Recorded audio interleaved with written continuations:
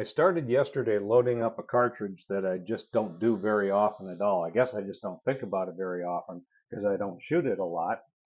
And I'm talking about 380 auto, 380 ACP, automatic Colt pistol, like 45 ACP, automatic Colt pistol, as opposed to Colt 45 Colt, which is a rimmed revolver cartridge, ACP, automatic Colt pistol.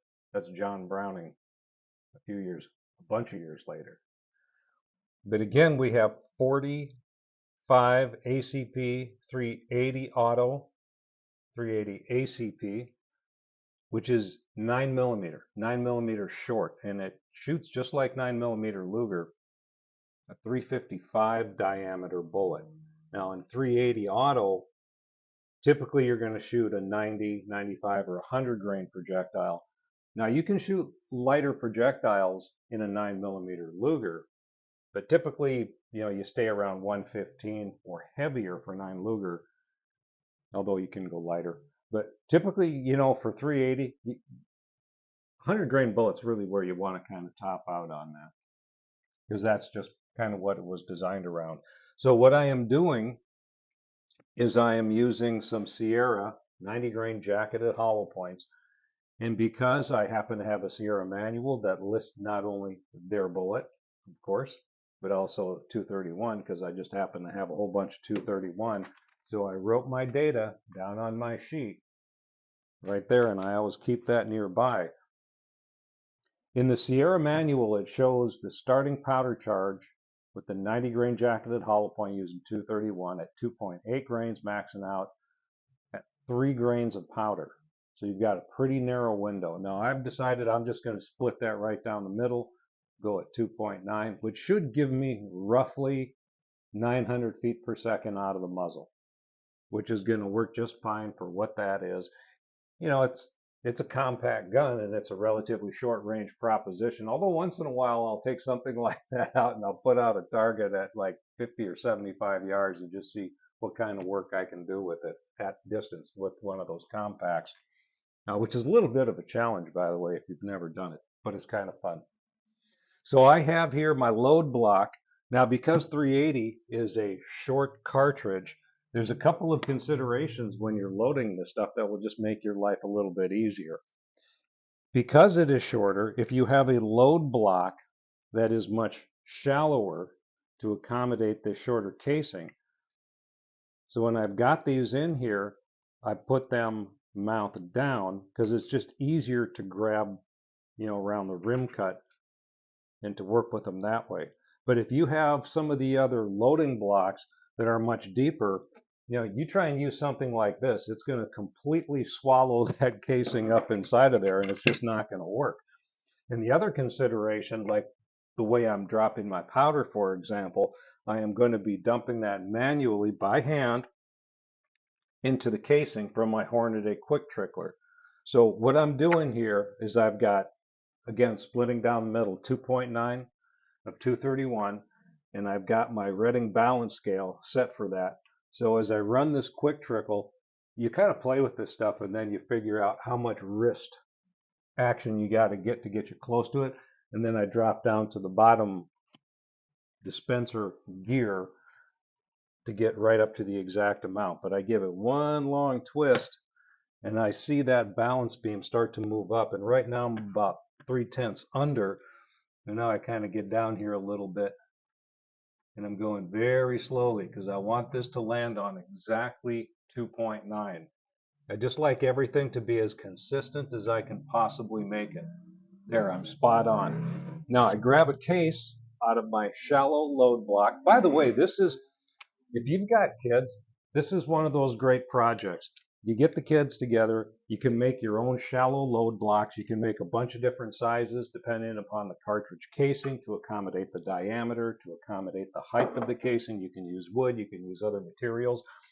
You have the kids and your wife, your husband, whoever is doing this, whatever, help you with the making of the ammunition, and then you go out together and you shoot it together, you hunt together. Great for the whole family, start to finish. Everybody's learning something. So I've got my load block that's shallow, and this is handmade. This was in the garage with a drill press. Now my funnel, I don't want to use a funnel that's going to swallow that thing up.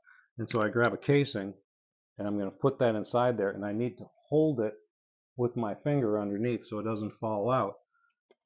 I dump that powder charge into there, and 2.9 grains of about 231, I almost said bullseye, is not very much. And I don't even know if you can see inside that casing. Well, you can see that there's powder in there, but the casing has, as I look at this, it's filling up to right about there. And it's not a whole lot, but I mean, it's an adequate powder charge. It's appropriate for what I'm doing, but it's a very small volume of powder if you haven't done this. So I grab one of my bullets out of here, and as I run this up into the seeding die, again, I'm trying to keep everything as concentric as I can. So when I flared the mouth of the casing, I ran it up almost all the way, lowered it a little, turned it a quarter turn, ran that up into the flaring die again. Now what I'm doing is I'm trying to get a concentric flare. The die set I'm using is from Hornady, and their flaring die is not like, for example, the RCBS, where you have a seeding or a flaring or a decapping stem that threads into the top.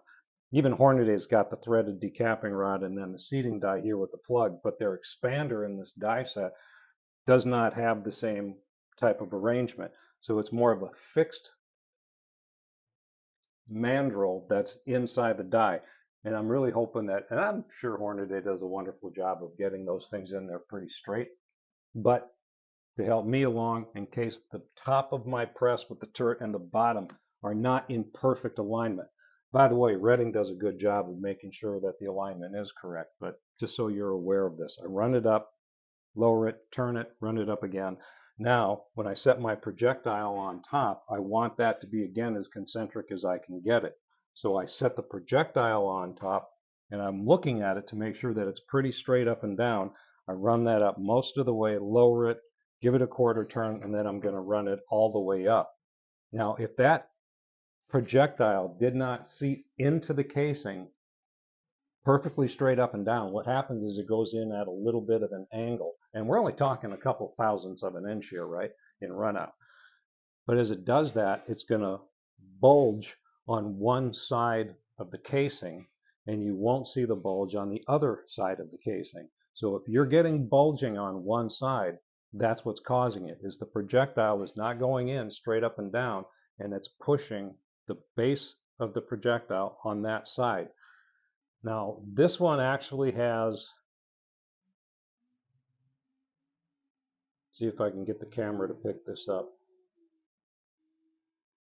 You see that line right there?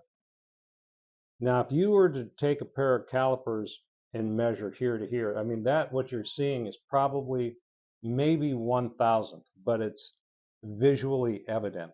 So if you are seeing like a bulging or a line, is it a big deal? Probably not. But here's how you can check. You grab your ammo checker, or you can use the barrel of the gun it's going through. The barrel of your gun is the best case gauge in the whole world. But I've got a loaded cartridge now, and I drop it into my ammo checker, and it drops right in. It's sitting flush with the top.